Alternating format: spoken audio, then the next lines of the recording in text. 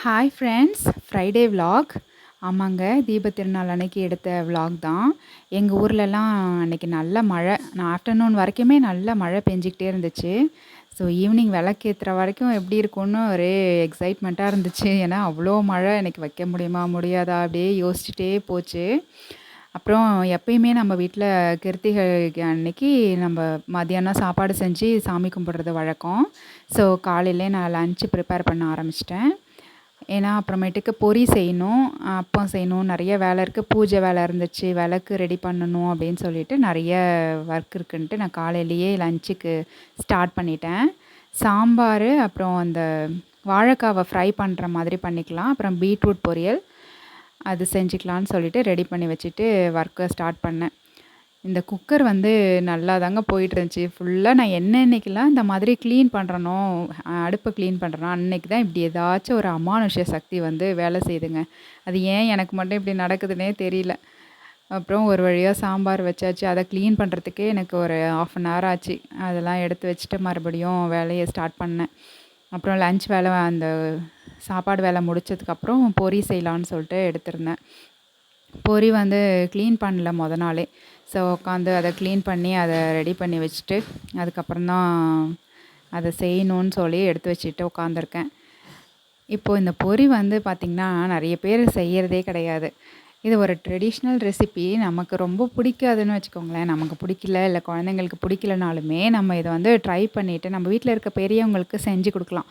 அவங்களுக்கு ஒரு மாதிரி ஹாப்பியாக இருக்கும். அவங்களோட ரெசிபி இல்லையா இதெல்லாம். அவங்க சைல்ட்ஹுட் மெமரிஸ், அவங்களுக்கு பிடிச்ச மாதிரி இருக்கும் இந்த ரெசிபி பார்த்திங்கன்னா. இப்போ நம்ம விரும்பி சாப்பிட்றதெல்லாம் அவங்களுக்கு அவ்வளோவா பிடிக்காது.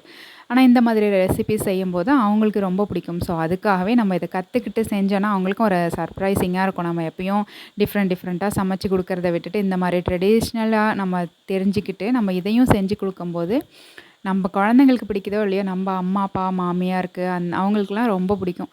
ஸோ இந்த மாதிரி ரெசிபீஸும் நம்ம வந்து கற்றுக்கிட்டு செஞ்சுட்டா ரொம்ப நல்லது.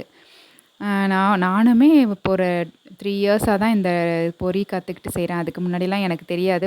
முக்கியமாக எனக்கு அவ்வளோவா இது பிடிக்கவும் பிடிக்காது. ஸோ அதில் நான் இன்ட்ரெஸ்ட் எடுத்து நான் கற்றுக்கல. பட் ஒரு தடவை செஞ்சு பார்த்துட்டேன். அது எனக்கு நல்லா வந்துச்சு. அப்புறம் எங்கள் அம்மாவுக்கு ரொம்ப பிடிச்சிச்சு. ஸோ அப்போ தான் எனக்கு தோணுச்சு, சரி ஓகே, இந்த மாதிரி ரெசிபீஸ்லாம் செய்யும்போது அவங்க வந்து சந்தோஷப்படுவாங்க அப்படின்னு சொல்லிட்டு எனக்கு தோணுச்சு. ஸோ இந்த மாதிரி ரெசிபீஸும் நம்மளோட ஃபுட்டில் வந்து இன்க்ளூட் பண்ணும்போது அவங்க வந்து ஹாப்பி ஆவாங்க. ஸோ அன்றைக்கி வந்து இந்த மாதிரி பொரியும் செஞ்சு முடிச்சாச்சு. அப்புறம் இந்த குக்கிங் வேலை சைட் பை சைடாக ஓடிட்டு இருந்துச்சு. ஈவினிங் அப்பயுமே நல்ல மழை மறுபடியும் ஸ்டார்ட் ஆச்சு. இந்த பொரி செஞ்சுட்ருக்கும்போதெல்லாம் நல்ல மழை. இந்த பொரி வந்து மழை பெஞ்சிட்ருக்கும்போது செஞ்சால் நமத்த வேற போயிடும். ஸோ அதை பார்த்து செஞ்சிட்ருந்தேன். அப்புறம் கார்த்திகைக்கு வந்து அப்பம் செய்வேன். ஸோ அந்த மாதிரி அப்பமும் ரெடி பண்ணிவிட்டு வாழைக்காய் ஒரு பக்கம் பொரித்து எடுத்துகிட்டு குக்கிங் வேலை நடந்துருந்துச்சு. எல்லாம் செஞ்சுட்டு மண்டை மேலே உள்ள கொண்டையை மறந்த மாதிரி என்ன பண்ணேன், ரைஸ் வைக்கிறதுக்கு மறந்துட்டேன். ஸோ எல்லாத்தையும் முடிச்சுட்டு பார்த்தா பூஜை வேலை ஸ்டார்ட் பண்ணலான்னு சொல்லிட்டு விளக்குக்கு பொட்டு வச்சிட்ருக்கேன். அப்போ தான் எனக்கு ஞாபகம் வந்துச்சு. போயிட்டு அவசரமாக அப்புறம் ரைஸை வச்சுட்டு சாதம் வடிச்சிட்டு அப்புறம் விளக்கெலாம் பொட்டு வச்சுட்டு பூஜைக்கு ரெடி பண்ணேன். அப்புறம் என்னதான் இந்த கார்த்திகை மாதத்துல மழையாக பெஞ்சாலும் அந்த மழையிலையும் ஓடி ஓடி அந்த விளக்கை ஏற்றி அதை பொறுமையாக பார்த்துட்ருக்கிறது வந்து அதுவும் ஒரு மாதிரியாக ஜாலியாக தான் இருக்கும்.